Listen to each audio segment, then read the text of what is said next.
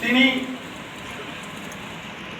দারুল উলুম হাটহাজারীর অবদান সম্পর্কে কথা বলবেন এবং কথা বলবেন ভবিষ্যৎ বাংলাদেশ নিয়ে। আমরা ডিজিটাল বাংলাদেশ দেখেছি, সোনার বাংলাদেশ দেখেছি, আগামীর বাংলাদেশ আমরা কোরআনের বাংলাদেশ দেখতে চাই। সম্মানিত মেহমান, আপনি আজকে থেকে নিয়ে 20-25 বছর পূর্বে এই দারুল হাদিসে দাঁড়িয়ে শেখুল ইসলাম আল্লামা আহমদ শফী রাহিমাহুল্লাহ তাআলা শানে বলেছিলেন, हजारों साल नरगिस अपनी बेनूरी पे रोती है, बड़ी मुश्किल से होती है चमन में दीदार पैदा। আজকে ওই শের আমরা আপনার জন্য পড়তেছি, हजारों साल नरगिस अपनी बेनूरी पे रोती है, बड़ी मुश्किल से होती है चमन में दीदार पैदा। এবং দারুল হাদিস দাওরা হাদিসের ছাত্রবৃন্দের পক্ষ থেকে বলা হচ্ছে যে বিগত সরকার আমাদেরকে একের পর এক ধোঁকায় রেখেছে। স্বীকৃতির নামে, সনদের নামে মূলা ঝুলিয়ে রেখেছে, আজকে পর্যন্ত মূলা ঝোলানো আছে। আমরা কার্যকর স্বীকৃতি বর্তমান সরকারের কাছে চাই। এখন আপনাদের সামনে বক্তব্য রাখবেন সম্মানিত মেহমান, বর্তমান সরকারের মাননীয় ধর্ম উপদেষ্টা ডক্টর আ.ম. খালেদ হোসেন।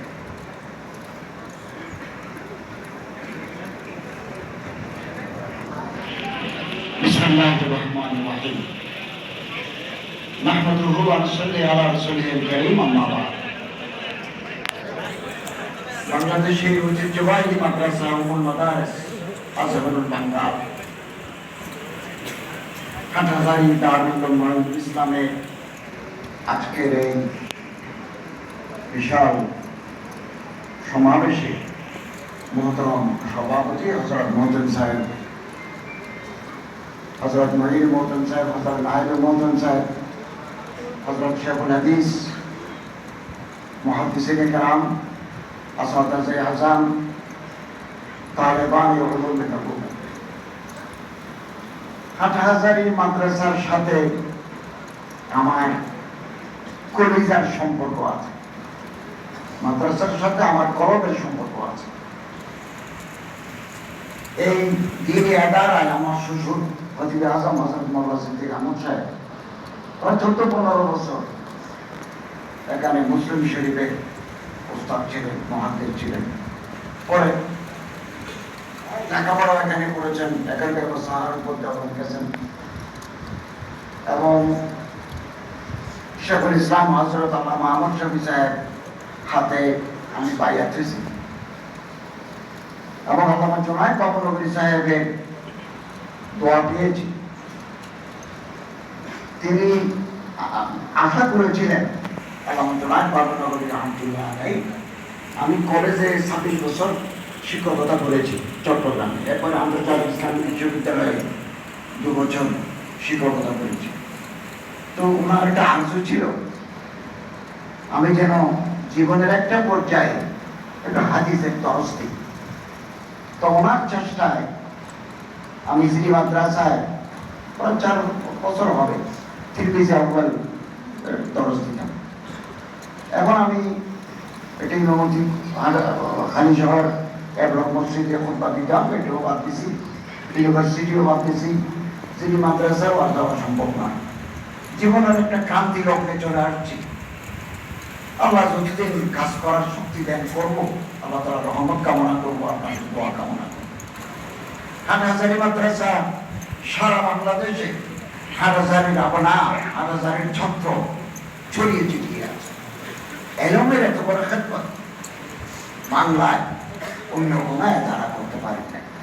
এই হাটহাজারী মাদ্রাসায় একেবারে টেকনাফ থেকে পঞ্চগড় পর্যন্ত মাদ্রাসার বিভিন্ন এলাকার ছাত্ররা ইলমে দ্বীন হাসিল করছে। হাসিল করে আবার তারা তালিম ও তাআল্লুম, দরস ও তাদরিস, দাওয়াত ও তাবলীগ, সামাজিক কার্যক্রম অংশ নিচ্ছে। এটা বিশাল অবদান। এই অবদান কি আমার পর্যন্ত জারি থাকবে ইনশাআল্লাহ। আমি আপনাদেরকে বলি, এই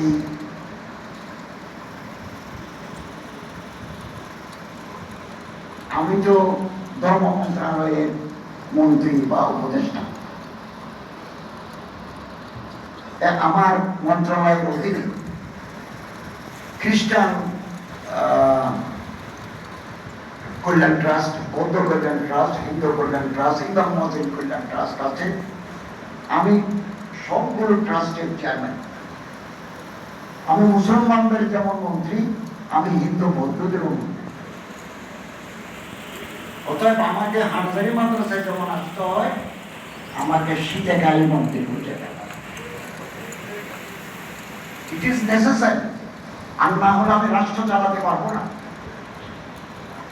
এবং জন্মাষ্টমী দিন এটা আওয়াজ চলে আছে, মৌলানা হোসেন যাবো বদলাতে পারবেন আপনারা। জনগণের ম্যান্ডেট নিয়ে খোলাফায়ে রাশিদের আদলে রাষ্ট্র চালাবেন, এরকম ম্যান্ডেট নিয়ে আসলে পরিবর্তন আপনারা করতে পারবেন। এর আগে পারবেন না। আমি পারবো না। এটা দুর্গা পূজায় আসন্ন, দুর্গা পূজার দিন আকলিয়ত যারা আছে, যাদেরকে বলা হয় মাইনরিটিস, এদের এই তাদের বড় পূজা, এদের সম্বর্ধনা বঙ্গভবনে হবে। রাষ্ট্রপতি, মহামান্য রাষ্ট্রপতি থাকবেন, আমি থাকবো ধর্ম মন্ত্রণালয়তে। জন্মাষ্টমীতেও ছিল। এটা আমাদের করতে হবে। দেশ যদি আরেক ধরনের আপনারা করে ফেলতে পারেন, এখন যেমন দেশ আরেক ধরনের হয়ে গেছে, আমরা আসছি। আপনারা যদি জনগণের ম্যান্ডেট নিয়ে, জনগণের সাপোর্ট নেই, কিন্তু অতীতের ইতিহাস তো বেশি ভালো নয়। আমরা তো আলেমরা বিভিন্ন দলে বিভক্ত। আমাদের মধ্যে অহুফত কোথায়, বারাদারি কোথায়, ভাইচারকি কোথায়? স্বাধীনতার 52 বছর পরেও যদি আপনারা উপকৃত হতে পারেন, রাষ্ট্রকে আরেক ধরনের করবেন কোন আদর্শের ভিত্তিতে, এটা করার হক আপনাদের আছে। এটা করে ফেলেন না, তারপরে যেটা আপনারা চান সেটা করতে পারবেন। আমি সব সময় ওয়াহদাত উম্মতের পক্ষে। মানুষ আমার গালি দিই, তো গালি দিনও দিবি। আমার যদি ইখলাস থাকে, আল্লাহ রাব্বুল ইজ্জতের এনায়েত থাকে, আমি কামিয়াবি লাভ করবো ইনশাআল্লাহ। আমি রাজশাহী গেছি 4-5 দিন আগে, নেমে গেছে আহলে হাদিসের মাদ্রাসা, 2টা আহলে হাদিসের মাদ্রাসা ভিজিট করেছি। তারা আমাকে সম্মানিত করেছেন এবং ওখানে ইমাম মুহাম্মদ ইবনে হাম্বল একাডেমিয়া দেখে আমার খুব ভালো লাগলো। তারপরে তাদের মানহাজ, তাদের তরিকা তারা চালাবেন। এরপরে গেছি একটা কামিল সরকারি মাদ্রাসা, এরপরে গেছি কাটাখালী জামিয়া ইসলামিয়া দাওরা হাদিস পর্যন্ত মাদ্রাসা, ওখানে বক্তব্য রেখেছি। আগে থেকে বন্ধুর পরিচয় আছে। তারপরে মন্দিরে গেছি, শ্রী শ্রী গৌরাঙ্গদেব ঠাকুরের মাজারে গেছি। কিছু খাবারও দিয়েছি গরিব হিন্দুদেরকে। এটা দেওয়ার জন্য আমাদের ফান্ড আছে, আমাদের বরাদ্দ আছে। এই দুর্গা পূজার জন্য রাষ্ট্রের বরাদ্দ 4 কোটি টাকা। আগে 2 কোটি 3 কোটি আগের জমানায়, এবারে 4 কোটি টাকা দিচ্ছে। এই 4 কোটি টাকা এক পয়সাও আমরা মন্ত্রণালয়ে না রেখে ডিসিদের মাধ্যমে কিন্তু পূজারীদের মধ্যে ভাগ করে দেয়, 1 পয়সাও রাখবো। আর আমি 100% সততার সাথে আমার দায়িত্ব, রাষ্ট্রীয় দায়িত্ব আমি পালন করছি। আমি 1 পয়সা ঘুষ খাবো না, আমি কোন দুর্নীতির কাছে যাবো না। আমি একটা বৈষম্যহীন সমাজের স্বপ্ন দেখি। এই রাষ্ট্রের দায়িত্ব যখন হাতে এসেছে, এটা আমি পালন করার চেষ্টা করবো। আমার যারা উপদেষ্টা বন্ধুরা আছেন, আমি প্রত্যেক ওলামাদের প্রতিনিধি গেছেন, হেফাজতের প্রতিনিধি গেছেন, মৌলানা সাজ্জাদ রহমান সাহেবের নেতৃত্বে আমি চিফ অ্যাডভাইজারের সাথে যোগাযোগ করে দিয়েছি। ওনারা আমাদের বক্তব্য রেখেছেন। তারপর রাজনৈতিক দলের নেতৃবৃন্দ, ইসলামী রাজনৈতিক দলের নেতৃবৃন্দ রেখেছেন, আমি সেটাতে মিট করে দিয়েছি। আমি ভিতরে থাকি আপনাদের প্রতিনিধি হিসাবে, যতটুকু করা দরকার সেটা করতে দ্বিধা করবো না ইনশাআল্লাহ। এবং বিদেশে বাইনাল আকওয়ামি সাফা, বাংলাদেশ সম্পর্কে একটা মিথ্যা প্রচারণা চলছে। সেটা কি? যে এখানে এই দেশে হিন্দু বৌদ্ধ খ্রিস্টানরা তাদের ধর্মীয় কাজ করতে পারে না। ইন্ডিয়ান চ্যানেল আছে, বাইরের চ্যানেল আছে, সবগুলো মিলে কথা। ভারতীয় চ্যানেলকে আমি সাক্ষাৎকার দিই, ওখানে আমি বলেছি যে যে পড়াশোনা চালাচ্ছে এটা মিথ্যা। আমাদের দেশে হিন্দু বৌদ্ধ খ্রিস্টানরা তার ধর্ম পালন করার অধিকার আছে, ধর্ম চর্চা করার অধিকার আছে, আমরা ওখানে কোনো বাধা দিচ্ছি না। যারা বলছে কথা সত্য নয়। এরপর আমার সাথে ভারতীয় অ্যাম্বাসেডার আমার সাথে দেখা করেছেন, নেপালের অ্যাম্বাসেডার দেখা করেছেন, পাকিস্তানের হাই কমিশনার দেখা করেছেন, আমেরিকার রাষ্ট্রদূত আসবেন আগামী সপ্তাহে, জাতিসংঘের হাই কমিশন থেকে লোক আসছে।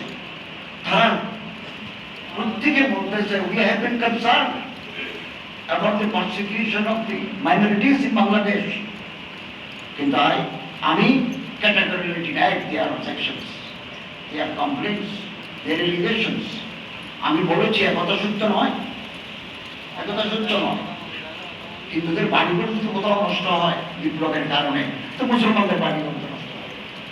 ওখানে কোনো সাম্প্রদায়িক তো মনোবৃত্তি ছিল না, এটা বিচ্ছিন্ন ঘটনা, এটা হয়ে থাকে। তবে আমরা এগুলো এগুলো নিয়ন্ত্রণে রাখার জন্য রাষ্ট্র চেষ্টা করে যাচ্ছে, প্রত্যেকে সহযোগিতা করে যাচ্ছে। একথাই বারবার বলছি যে এখানে ধর্মকর্ম পালন করা যায় না, সব থেকে ফেলতেছে এসে বিচ্ছিন্ন কিছু ঘটনা করতে পারে। তো ইনশাআল্লাহ হাফিজ, আমি আপনাদের কাছে দোয়া চাই, আল্লাহ তাআলার রহমত কামনা করি, সহযোগিতা চাই, যাতে আমরা একটা বৈষম্যহীন রাষ্ট্র আগামী দিনে যারা প্রতিষ্ঠা করবেন রাজনৈতিক দলের নেতারা। আমরা তো অন্তর্বর্তী মানে কি, এক সরকার গেল আরেক সরকার আসবে, ওই যে সরকার আসবে তার জন্য জমিন হামোয়ার করা, এটাকে পড়ে লেভেল প্লেইং ফিল্ড। এটা পলিটিক্যাল সায়েন্সের একটা ভাষা, লেভেল প্লেইং ফিল্ড। আগামী যে নির্বাচন হবে, আমরা নির্বাচন দেব, নির্বাচন কমিশনকে আমরা পুনর্গঠন করব, জাতিকে আস্থায় নেব, আগের মতো হবে না, যার ভোট ফিরিয়ে দিবেন। আল্লামা মুফতি শফি সাহেব রহমতুল্লাহ আলাইহি সাহেবের ভোটকে হাইসিয়ত দিতে পারছেন, এই সিস্টেম এখন চলছে। আগামী দিনে আপনারা জনগণের ম্যান্ডেট নিয়ে যদি অন্য কোনো সিস্টেমে করতে চান, সেটাও করার সুযোগ আছে, আমি আপনাদের সাথে ইখতিলাফ করব না। এখন যে সিস্টেম আছে এটা আল্লামা শফি রহমতুল্লাহ আলাইহি, তফসির ওসমানী, মোল্লা ফরিদপুরি রহমতুল্লাহ আলাইহি সফর সাহেবের এই ভোটের যদি হাইসিয়ত কিতাব আছে, তো জনগণের ভোট দেবে, যারা নির্বাচিত হবেন আমরা তাদের কাছে ক্ষমতা হস্তান্তর করব, এবং ক্ষমতা হস্তান্তরের দিন আমরা ডুববো গাড়িতে ফ্ল্যাগ নিয়ে, রাষ্ট্রীয় পতাকা নিয়ে বের হবো, রাষ্ট্রীয় পতাকা বন্ধ করবো। যেমন আমি একদিন শপথ নিয়েছি, যাওয়ার সময় গেছি, আমার গাড়িতে কোনো পতাকা ছিল রাষ্ট্রীয়, পুলিশ প্রোটোকল ছিল, যে মাত্র শপথ নিয়ে বের হচ্ছি আমার গাড়িতে পতাকা, আগে পিছিয়ে পুলিশ, এটা রাষ্ট্রীয় পতাকা। এটার জন্য আমরা তৈরি আছি, আমরা যা ধরে রাখবো না, ক্ষমতায় বসছি আর উঠতে চাইবো না, এই মনোবৃত্তি আমাদের নাই। যতদিন আমরা কাজ করতে পারবো ইনশাআল্লাহ ছাত্রদের কাজ করে যাবো। এর আগে আমরা কিছু সংস্কার চাই, এটা হচ্ছে আইন শৃঙ্খলা পুনরুদ্ধার, এটা আমাদের অগ্রাধিকার। 2, পলিটিক্যাল স্টেবিলিটি, রাজনৈতিক স্থিতিশীলতা। 3, সাস্টেইনেবল ইকোনমিক সিস্টেম। আমরা যে রাষ্ট্র পেয়েছি ওই রাষ্ট্রের ঠেকার তো গেলে ভালো কিছু নাই। এখন $2.2 বিলিয়ন প্রতি মাসে বিদেশ থেকে ফরেন রেমিটেন্স আসতেছে। কিছু পাচার হওয়া টাকা আমরা পাইপলাইনে ছিল, ওই পাইপলাইনের ভিতরে টানিয়ে আমার ভিতরে ঢুকে গেছি, ওটা আউট হতে পারে না। দেশটা তো আমাদের সবার, এই দেশের সম্পদ যারা বিদেশে পাচার করে দেয় তারা কোনোদিন দেশপ্রেমিক হতে পারে, কোনোদিন দেশপ্রেমিক হতে পারে। তুমি দেশের সম্পদ। আরেকটা কথা কি জানেন, কপালে সজিদার পায়, মুখে সুন্দরের কারি, পোশাক শাড়ি, এই চেহারা দিয়ে, এই সুরত দিয়ে বেশি উৎপাদন।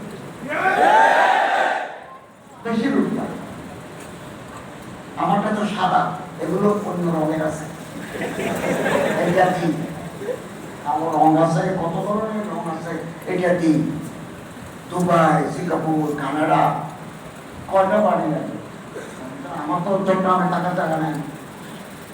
আমি যদি কর্তৃত্ব ছেড়ে দেবো সেটি তো থাকবে না, কারণ আমার আয় কমে গেছে। আমার আয় ছিল তো, আমার হালাল ধরিগত বাদর করি না। তো বিসমিল্লাহ সাহেব ইসলামী ফতোয়াতে এটা ব্যাখ্যা করেছেন। তো আমি মসজিদে খেদমত করতাম, মাদ্রাসায় খেদমত করতাম, ইন্টারন্যাশনাল ইসলামিক ইউনিভার্সিটিতে আর দারাসাতুল ইসলামিয়া আল কোরআন ও দারাসাতুল ইসলামিয়া ওখানে পড়াতাম, লেখালেখি করতাম। আমার অনেক আয় ছিল। এখন তো রাষ্ট্রীয় দায়িত্ব পালনের কারণে কিছু করতে পারি না, ও আয়ু কমে গেছে। তারপর আমি মনে করলাম জীবন একটা মারহালা, জীবনের একটা অধ্যায়, কিছু কাজ করে দেখি না, কিছু পারি কিনা, চেষ্টা করতে তো অসুবিধা নাই, অসুবিধা নাই, চেষ্টা করে যাচ্ছি। একমাত্র আল্লাহ তাআলার রহমত। আমি যে দায়িত্ব নেব বা পাবো এটা আমি 24 ঘন্টা আগে জানি না। আমি কারো কাছে তকবীর করি নাই। আমি ঘুম থেকে উঠে দেখি যে আমার মানুষ অভিনন্দন জানাচ্ছে, শুভেচ্ছা জানাচ্ছে, কি রাত 8:30টায় শপথ নেব, আমি 6:30 পর্যন্ত জানি না যে আমার শপথ নিতে হবে।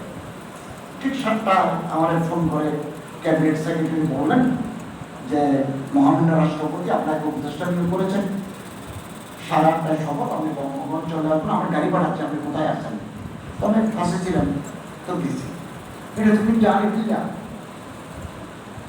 আমার কোনো প্রয়াস নাই। এই জন্য হাদিস অনুযায়ী যেহেতু আমি ক্ষমতা চাইনি না, আল্লাহ তাআলার রহমত আমার উপর থাকবে, আর আমি সব জীবন যাপন করি, আমার কোনো বদভ্যাস নাই, আলহামদুলিল্লাহ। আখলাকে নেতার নাই, আলহামদুলিল্লাহ। আমার উপর আল্লাহ তাআলার রহমত আমি কামনা করি, আমি আল্লাহ তাআলার সাহায্য পাব। এবং আমি আপনাদেরকে বলি, আমার ছাত্র ভাইদেরকে বলি, আপনারা এখানে আসছেন, ভাগ্য আপনাদের ভালো, সৌভাগ্যবান আপনারা হাটহাজারী মাদ্রাসায় পড়ার সুযোগ পেয়েছেন। সবাই বড় বড় আলেম, বিশ্ববিখ্যাত আলেম, মুহাদ্দিসিন, আদিব এখানে আছেন। তো দম বদম তোমরা অনিমন্তা, প্রতিটি নিঃশ্বাসকে অনিবন মনে করে আপনারা এরকম হাসিল করবেন, জ্ঞান অর্জন করবেন। خدمت استاد روایت ہم سبق خانے مدام لفظ تحقیق و خانے تا شفیع مرد کمال উস্তাদের খেদমত করবেন, নিয়মিত সবাকে হাজির থাকবেন, এবং কোন শব্দ যদি কানে আসে, চোখে দেখি, এটা তাহকিক করবো, তাহলে আপনি মর্দে কামাল বড় হতে পারবেন। অন্তর বড় করতে হয়, দৃষ্টিভঙ্গি বড় করতে হয়, ছোট মন নিয়ে বড় বড় কাজ হয় না। এই ভাবাগিরি আমাদের থাকতে হবে। আল্লামা ইকবাল বলেন, पत्थर शीशा टूट जाती है पत्थर के चोट से, ऐसे शीशा तलाश कर जिससे पत्थर टूट जाए। पत्थर मार दिए ग्लास भांगी जाए, दरजा ग्लास पत्थर मारले ग्लास भांगी जाए। এমন গ্লাস তালাশ করো পাবে তুমি যেটা মারলে পাথর ভেঙে যাবে। मिल जाए तुझे दरिया तो समंदर तलाश कर, নদী যদি পাও সমুদ্র তালাশ করো। একটা মুসলিম উম্মত যদি গঠন করতে পারি তবে হবে তালাশ কর। আমি বারবার কথা বলি, মানুষ আমারে ভালো বলে, 70% মানুষ আমাকে ভালো বলে, 80% মানুষ আমারে ভালো বলে, 20% 30 মানুষ আমার নিয়ে সমালোচনা করবে, তারা করবে। অতএব আসুন আমরা একে অপরের হাত ধরি, একটা বৈষম্যহীন ইনসাফ ভিত্তিক একটা সমাজ প্রতিষ্ঠার আমরা সূচনা করি। এটা বাস্তবায়ন করবেন, আমাদের হাতে সময় কম। কতদিন সময়? ইন্টারিম গভর্নমেন্ট, অন্তর্বর্তীকালীন সরকার, কতদিন সেটা আমরা জানি না, এটা আল্লাহ তাআলা জানি। তবে কিছু সংস্কার করার আমরা সময় এবং সুযোগ পাব। এটা করে, এটা মানুষের আকাঙ্ক্ষা। কারণ এখন যদি আমরা নির্বাচন দিই তো এ গেল বি আসবে, সি গেল ডি আসবে, ক গেল খ আসবে, মানুষের কি লাভ হইল? কিছু সংস্কার করে লেভেল প্লেইং ফিল্ড তৈরি করে নির্বাচিত সরকার যারা আসবেন তাদের হাতে ক্ষমতা দিয়ে আমরা চলে আসবো। আপনাদের পরামর্শ চাই, আপনাদের আমার মন্ত্রণালয় সম্পর্কে আপনাদের কোনো অভিযোগ থাকলে সেটা সরাসরি আমার লিখতে পারেন। আমরা এগুলো ফেল করতেছি এবং ইনশাআল্লাহ আজিজ কোনো অভিযোগ থাকলে আমাদের বিভাগীয় পরিচালক আমার সাথে আছেন, তার সাথে আপনি যোগাযোগ করতে পারেন, অথবা কোনো পরামর্শ থাকলে সেটাও করতে পারেন। আমি ইনশাআল্লাহ আজিজ আপনাদের খেদমতে আছি। আমার হাতকে আপনারা শক্তিশালী করবেন।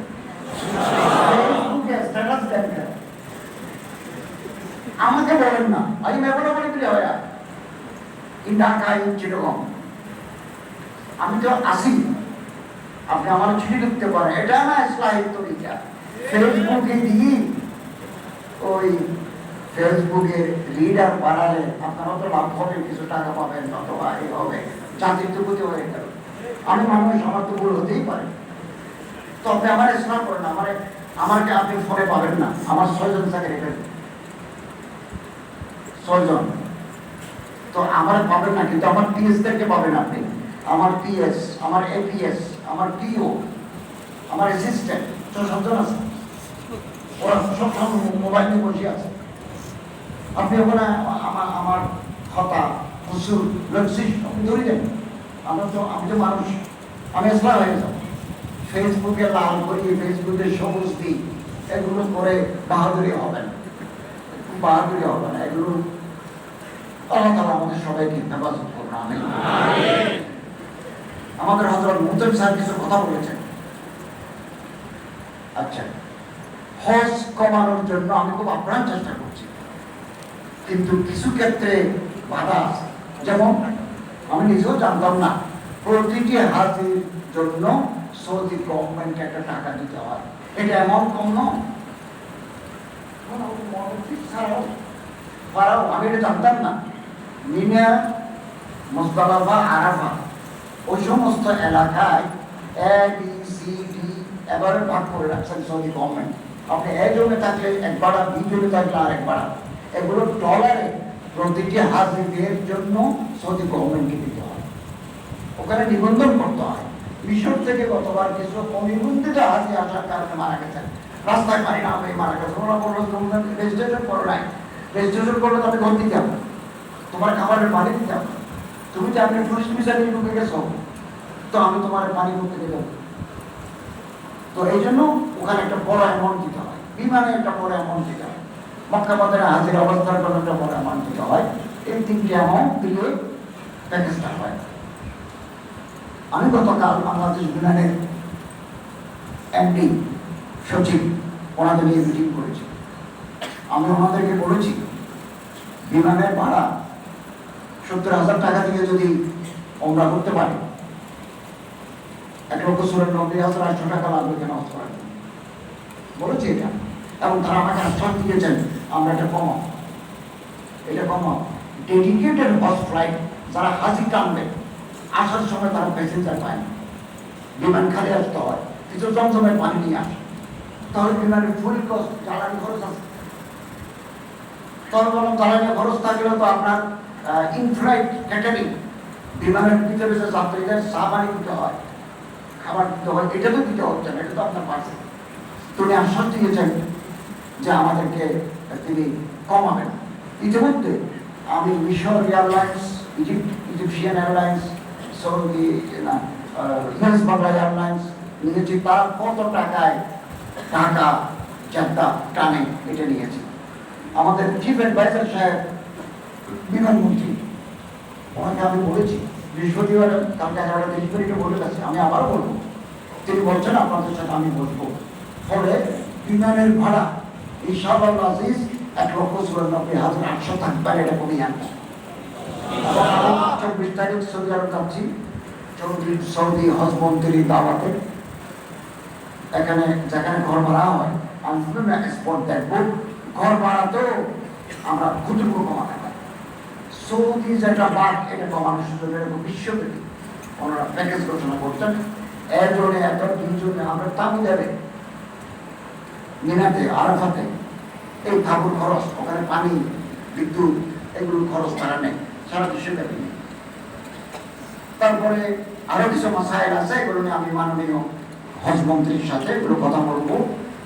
তো আমরা চাইতে যদি কিছু কমাতে পারি, কম প্যাকেজ ঘোষণা করতে পারবো।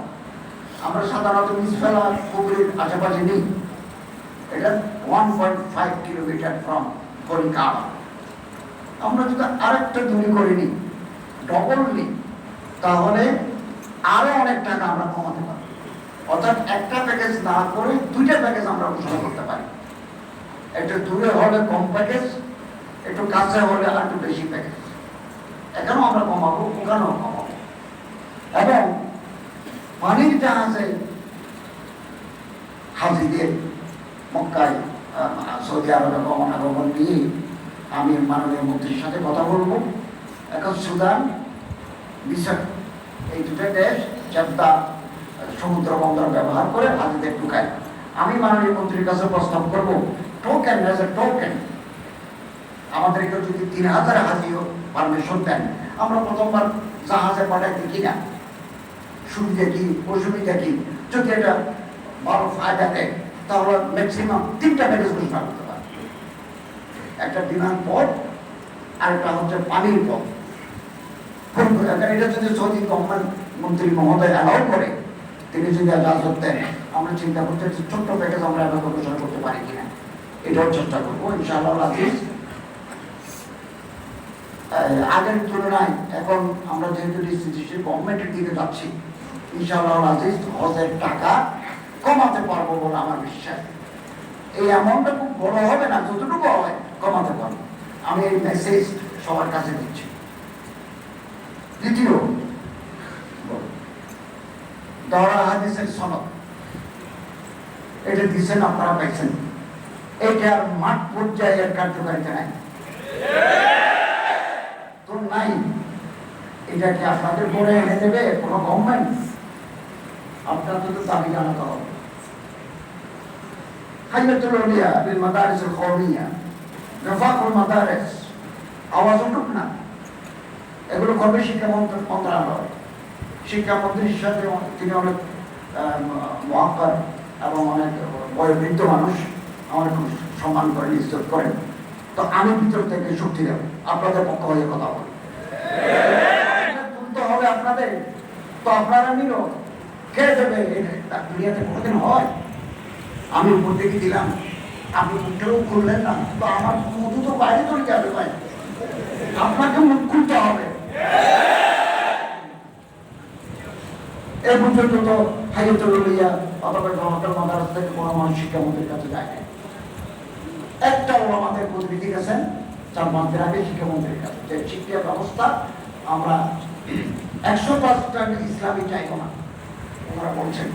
তবে যা আছে ওখানে ইসলামের বিরুদ্ধে আমাদের নবী করিম সাল্লাল্লাহু আলাইহি ওয়াসাল্লামের ইজ্জতের উপর হামলা হয়, আমাদের ঈমান আকীদা নষ্ট হয়ে যায়, এরকম কিছু থাকতে পারে না। তখন শিক্ষামন্ত্রী বলেছেন, ধর্মমন্ত্রীর সাথে আমার কথা হয়েছে, আমি 2012 সালের সিলেবাসকে সামনে রেখে এটা তরবিন করছি।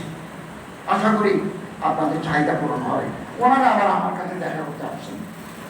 তো শিক্ষামন্ত্রীর সাথে যখন আমি কথা বলি, আমি বললাম, স্যার, শিক্ষা ব্যবস্থা নিয়ে আপনাকে চিন্তা করতে হবে, মানুষের চাহিদা এটা নিয়ে বিগত সরকার আমাদের অনেক হইচই হয়েছে, অনেক আপত্তিকর জিনিস এখানে ঢুকে গেছে।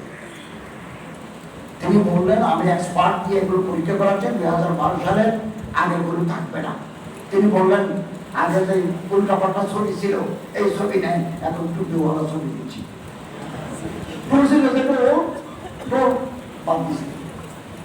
বললাম, স্যার এলিজিবিলিটি হবে, এলিজিবিলিটি হলাম, আবার কালকে দেখা হবে, কালকে আবার। তো আপনারা রেফাকুল মাদারিসের দাবি নিয়ে কি চান? আপনারা অনেক কিছু চাওয়ার আছে। আমি কথা দিচ্ছি, আমি 100% আপনাদের সাথে আছি। আমি হাজারের মাঠে যেমন খোলা মাঠে আছি, আমি সচিবালয়ের ভিতরে যেখানে আইসোলেট হয়, যেখানে কার্যকর হয়, সেখানেও আমি আপনাদের সাথে আছি। কিন্তু আপনাদের তো এটি ডিমান্ড করতে হবে, আপনারা তো করতে পারেন যে এই সনদ নিয়ে বিভিন্ন মসজিদে যে ইমাম নিয়োগ করা হয়, সেনাবাহিনী, বিমান বাহিনী, নৌবাহিনী, খতিব নিয়োগ করা হয়, কামেল হাদিস, কামেল ফিকহ, দওরায়ে হাদিস। দওরায়ে হাদিস আবার ব্যবহার বাংলাদেশের স্বীকৃতি হাইয়াতুল উলিয়াতেও স্বীকৃতি দিতে পারে। এক, বিভিন্ন ক্যান্টনমেন্টে এই ওস্তাদ নেন, এগুলোকে বলা হয় রিলিজিয়াস ইনস্ট্রাক্টর, এটাও আপনারা দাবি করতে পারেন। কাজী সাহেব নেই, তো কোথাও তো নাম নেন। আরো অনেক ক্ষেত্র আছে দওরায়ে হাদিসের সনদ দিয়ে রাষ্ট্রকে সেবা দেওয়ার অনেক পর্যায়ে আছে। তো এগুলো নিয়ে কাগজপত্র নিয়ে আসতে হবে না, আমি না ভিতর থেকে ফাইট করবো, পরে চিফ অ্যাডভাইজারকে বলবো। চিফ অ্যাডভাইজারের বাড়িতে আর জানি